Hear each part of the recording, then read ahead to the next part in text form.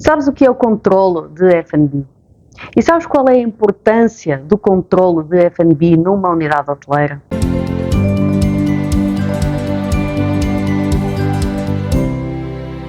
Olá, meus caros amigos, bem-vindos a mais um vídeo aqui no canal. Falamos de turismo, hotelaria, gestão e restauração. Se gostas destes temas, inscreve-te no canal e ativa o sininho das notificações para ficares a par das novidades. Se gostas do tema de gestão, eu vou-te deixar aqui o cartão da playlist para veres outros vídeos já falados aqui no canal sobre o tema. É verdade, e não te esqueças de fazer o like. O controlo de F&B é determinante para o sucesso de uma unidade, seja ela uma unidade hoteleira, tendo um departamento de F&B, ou uma unidade de restauração, em que toda a empresa é uma empresa ligada ao F&B. Mas, primeiras coisas primeiro, F&B significa Food and Beverage. Em português, nós podemos traduzir livremente por alimentação e bebidas. Daí que nós podemos encontrar em algumas unidades hoteleiras a designação de departamento de F&B ou então departamento de A e B ou ainda departamento de restauração. O controlo é uma das fases do ciclo de gestão, onde nós vamos fazer a comparação com o que foi orçamentado e o desempenho real da unidade. Então, de uma maneira muito simplista, nós podemos dizer que controlar é comparar. Ok, tudo bem, mas olha, comparar com o quê? Conforme eu já disse, nós podemos comparar com as metas estabelecidas no orçamento. Os itens que nós vamos comparar podem ser diversos. Nós podemos querer comparar a nível de dinheiro e mesmo aqui a nível de dinheiro nós podemos comparar as receitas, podemos comparar os custos, podemos comparar as margens, podemos comparar uma série de coisas. Podemos comparar também a nível de itens vendidos. No departamento apenas de restauração, podemos comparar o número de clientes servidos, o número de pequenos almoços, número de jantares, número de banquetes, sei lá, qualquer coisa que o departamento de restauração entenda que é pertinente de controlar e de comparar com aquilo que foi orçamentado. Nós podemos comparar também, e isto aqui é muito importante, com os padrões estabelecidos pela empresa, os padrões ou os standard. O que é isto do standard? Eu não vou já falar muito, porque ao longo do vídeo eu vou falar um bocadinho de que é que são estes standards. Outro aspecto que é comum fazer-se uma comparação ou o controle tem a ver com os resultados do exercício anterior, ou seja, do ano anterior. Nós chamamos a isto o histórico. É um elemento que não se aplica em unidades que estão a acabar de abrir, mas só se aplica também no primeiro ano, porque a partir daí já é possível comparar o histórico, está bem? Outro dos aspectos que pode ser interessante fazer um controle e uma comparação tem a ver com a nossa concorrência, ou seja, a unidade estando inserida numa determinada região vai ter empresas concorrentes. Às vezes pode acontecer que as minhas empresas concorrentes não são necessariamente na mesma região do que eu. Elas podem estar noutra região, mas que essa região vai ter as mesmas características que eu tenho e, portanto, elas vão competir entre si. Queres um exemplo muito simples? Imagina uma marisqueira aqui em Matosinhos, por exemplo. Elas podem competir umas com as outras, ou então eu posso ter marisqueiras ao longo da costa atlântica, em que os vários destinos eles vão competir uns com os outros. Cada estabelecimento poderá ainda determinar outros aspectos que ele acha que sejam interessantes de controlar e de comparar.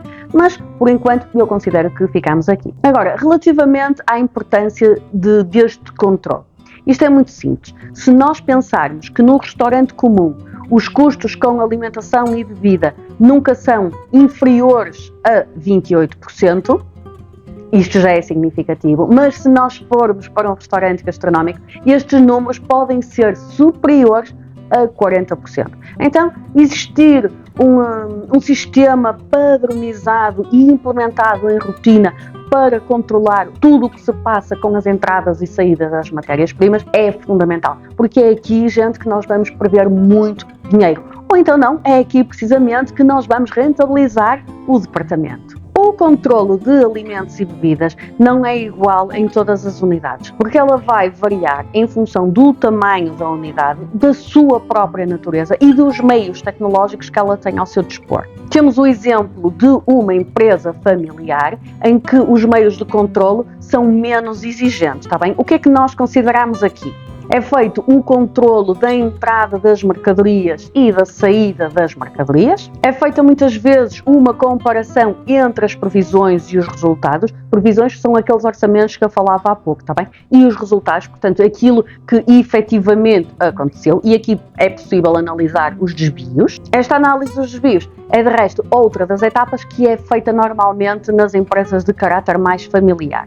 Se estes desvios forem muito significativos, o que é necessário fazer? Olha, é necessário aplicar medidas corretivas. Isto em linguagem mais comum significa que quando nós nos apercebemos que nos estamos a afastar das metas que foram estipuladas, seja as metas de, refeições vendidas, nós devemos aplicar algumas medidas para que esse desvio seja corrigido de forma a que nós voltemos outra vez a estar no caminho certo para atingir essas metas que foram estabelecidas. É importante também, ao mesmo tempo que nós corrigimos os desvios, tentar perceber porque é que eles aconteceram. Será que houve, uma doença súbita em que as pessoas tiveram que ficar fechadas em casa, por exemplo? Será que aconteceu um evento na cidade que faz com que este ano nós tenhamos mais pessoas na cidade do que em anos anteriores? Será que foi uma companhia aérea que inaugurou novas rotas? É preciso perceber o que é que se passa não só a nível interno da unidade, mas também a nível externo. Por exemplo, a nível interno, podemos mudar de staff, ter um cozinheiro diferente e isso pode fazer a diferença na hora destes resultados, ok? Estas conclusões destes estudos e destas análises, elas vão ser extremamente úteis. Por um lado, elas podem permitir resolver estes desvios, não é? Mantendo-nos no sítio certo.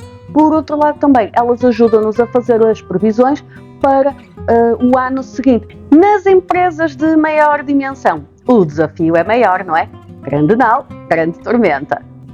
Antes da empresa começar a operar, é muito importante que sejam estabelecidos os padrões que a empresa pretende para a sua operação. Ou seja, é nesta fase que se vai definir, por exemplo, as fichas técnicas. Quem ainda não está ambientado com este termo, as fichas técnicas são um documento onde está reunida toda a informação necessária para a execução de uma iguaria. Nós podemos ter fichas técnicas de cozinha, podemos ter fichas técnicas de bar também, está bem? O que importa aqui referir é que esta ficha técnica, ao ser standardizada, padronizada, vai permitir que todos os funcionários executem o mesmo item sempre da mesma maneira. Os custos serão semelhantes, independentemente do funcionário que vai executar. O que é que pode aqui variar? É outro standard que nós vamos ter que definir, que são os standards das mercadorias.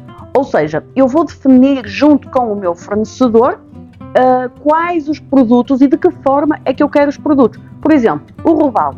Nós sabemos que existem no mercado opções de robalo muito diferentes. Eu posso ter um robalo de 200 a 300 gramas, de 400 a 600 gramas, de 600 a 800 gramas, etc.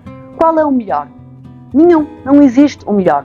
O mais adequado para o meu estabelecimento é aquilo que eu disser que vai de encontro às minhas necessidades. Se eu definir na minha ficha técnica que eu vou dar um robalo dose, é importante que a dose seja sempre igual. Porquê? Porque se a dose for muito grande, eu vou ter custos acrescidos, ainda que o cliente pareça que vai ficar mais satisfeito, mas não vai, é uma ilusão. Porque reparem, imagina o seguinte, eu hoje requisito robalos. O meu fornecedor traz-me os robalos espetaculares, mas de 400 gramas. Eu não tenho mais robalos para servir. Eu vou ter que servir a dose de robalo de 400 gramas. O meu cliente vai ficar satisfeito? Hoje vai. Possivelmente até vai deixar comida no prato, porque não vai ter capacidade de comer tudo. E então, da vez seguinte que ele vier ao restaurante e ele lembra-se, neste restaurante as doses de robalo são boas, e pede, o que é que vai acontecer? O fornecedor já vai estar a fornecer o robalo normal, aquele mais pequeno, e o cliente já não vai gostar, já se vai sentir defraudado. É porque da vez anterior que eu aqui estive, as doses já eram mais bem servidas, vocês andam a cortar nas doses, não é? Portanto, é preciso ter muito cuidado com esta padronização, mesmo com os fornecedores. Os fornecedores, eles entendem isto, só que põem-se no papel dos fornecedores, não é? Eles também querem vender, mas cá estamos nós, enquanto operadores alimentares do setor da restauração, para dizer aos nossos fornecedores o que é que nós queremos, somos nós que estamos a comprar, está bem? Então os padrões vão ter que ser definidos por nós. É muito importante também fazer o custeamento das fichas técnicas. Isto tem a ver com o quê? Com os custos reais, aqueles custos que eu sei que vou ter com a produção das iguarias. Os custos teóricos são aqueles que estão relacionados com os inventários. Isto pode parecer que não tem muita lógica aqui, mas a questão é a seguinte: como é que é feita a valorização dos inventários? Isso vai nos levar a outros conceitos que eu não vou abordar aqui em pormenor, mas que têm a ver com o FIFO, com o LIFO, até com o NIFO, ok? Agora estamos numa altura de inflação um bocadinho acima do normal, ou então com o preço médio ponderado. Cada unidade vai optar qual o sistema de valorização das mercadorias que pretende, e isso daí eu vou falar em custos teóricos, está bem? As análises de custo podem ser feitas de diversas formas. Eu posso ter uma análise de custo que é feita diariamente, ok? Em função de quê? Das requisições que a cozinha faz ao economato, e também posso ter uma análise de custos acumulada, ou seja, ao longo do mês eu vou criando um mapa onde me é possível ir acompanhando os valores acumulados de custos ao longo do mês. Já agora aqui outra questão. No departamento de alimentos e bebidas eu tenho um custo quando faço a compra, correto? Errado. O custo ocorre apenas quando há o consumo dessa mercadoria. E por que é que isso acontece? Muito simples. Porque enquanto a mercadoria não é consumida, ela está onde? Está no economato, portanto, está nas existências, está no inventário, pertence aos ativos da empresa. Isto é um bocadinho de noções de contabilidade, apesar de eu não estar aqui a falar de contabilidade, mas os conceitos misturam-se porque nós estamos a falar de gestão e estamos a falar de controle. Portanto, a contabilidade está aqui intrinsecamente envolvida nos conceitos de controle de alimentos e bebidas. O último tópico que eu te vou falar hoje é de custos operacionais, ou seja, é uma forma muito simples que existe para se apurar qual é que é o valor real do consumo. Temos os inventários, temos as requisições, temos tudo, mas esse valor pode não corresponder à verdade. Então nós vamos fazer o seguinte, nós vamos pegar no inventário inicial. O que é o inventário inicial? É aquele que é realizado no início do período. Eu posso estabelecer no meu restaurante, por exemplo, que eu faço inventários mensais, que faço inventários quinzenais ou que faço inventários semanais. Depende. Eu posso fazer inventários também diários. Há estabelecimentos que eu sei que fazem inventários diários. No caso das bebidas, por exemplo.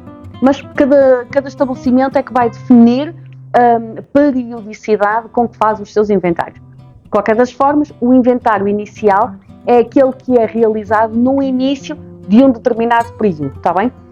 Se a esse inventário, portanto é aquilo que existe no início do determinado período, e eu somar todas as compras, tudo aquilo que entrou na secção, e subtrair tudo aquilo que saiu, em vendas, em quebras, em refeições do pessoal, para a administração, não importa, tudo que saiu, eu vou chegar a um resultado final que vai ser o inventário final. O inventário final vai corresponder ao inventário inicial do período seguinte.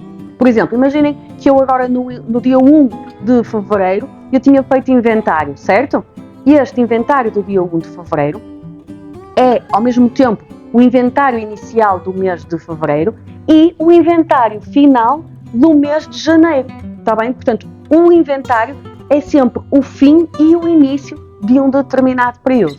Bom, eu hoje não vou falar muito mais, só para te dizer o seguinte: eu estou a preparar um curso de controle de alimentos e bebidas e, portanto, eu vou pedir a tua opinião de conteúdos que tu queiras que eu desenvolva nesse curso. Para isso, podes fazê-lo de duas formas.